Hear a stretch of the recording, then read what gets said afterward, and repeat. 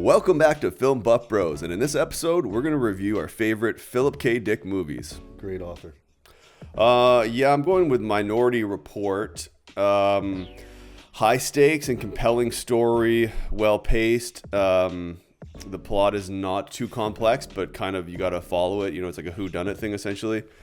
Appropriate orchestral scoring, smooth cinematography. Obviously, it's Spielberg. Like most of Philip K. Dick's work, it has important Orwellian themes pertinent about government overreach and corruption, where like the pre-crime is essentially a thought crime, you know, similar to the thought crime in Orwell's 1984. Convincing performances by all actors. Another thing I really like is how humor is peppered in, so it's more realistic because, you know, there's always humor, like, you know, watch a lot of body cam footage, and, you know, cops, they get used to the stuff they see, and sometimes they'll, you know, some of them will be joking around and whatnot. So yeah, I like how the humor is peppered in, makes it more realistic and not just conveying a dreary mood constantly, which I think doesn't yield very well for tension in these psychological thrillers. And it's done really subtly because I guess it'd be pretty easy to make it like spoofy or corny, you know, weaving this comedy into serious subject matter. So yeah, Minority Report, favorite Philip K. Dick movie. Yeah, I think I got into Philip K. Dick just by watching Total Recall. It's some of his movies, Blade Runner. Oh, who is this Philip K. Dick guy that's done this really amazing sci-fi work up there with Arthur Clarke, I'd say. And I remember watching something about the blocking of Minority Report and how Stephen King like films it. He starts with like a close-up shot, and then Steven Spielberg. Spielberg, yeah. Did I say Stephen King? Yeah.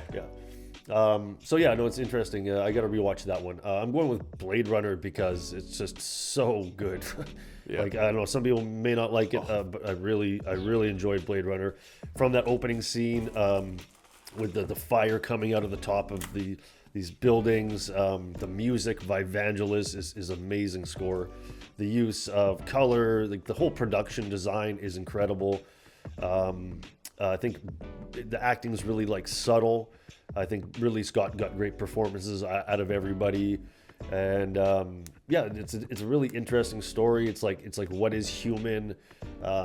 You know, questioning like if you knew you were going to die in 4 years.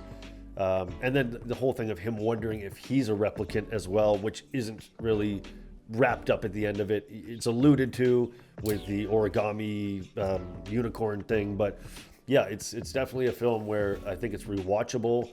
I've rewatched it multiple times and discovered new stuff. Rutger Hauer's performance as the villain, great. And then that ad-libbed line of like, you know, all these things I've seen are lost, like Tears in the Rain, which was an ad-libbed improv line. Yeah, so like from A to B, from the beginning to the end of that film, I think it's the elevator doors close at the end. Like, what a great film, what a way to wrap it up. And I think one of Philip K. Dick's better adaptations.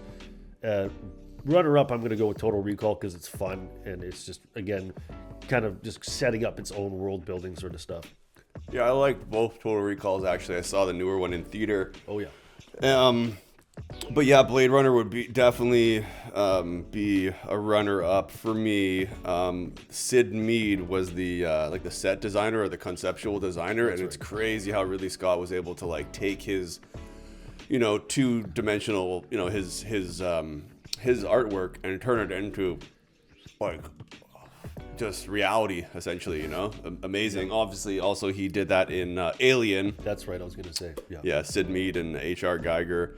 But in Blade Runner, it's just boom. He just created that whole cyberpunk world that Sid Mead created. Yeah, it's amazing. It's a quiet film, but it's super atmospheric. I remember the first few times I watched it, boring, slow, blah, blah, blah. But then you start to get the vibe of it. I really enjoyed it. All the different music changing slightly for the scene.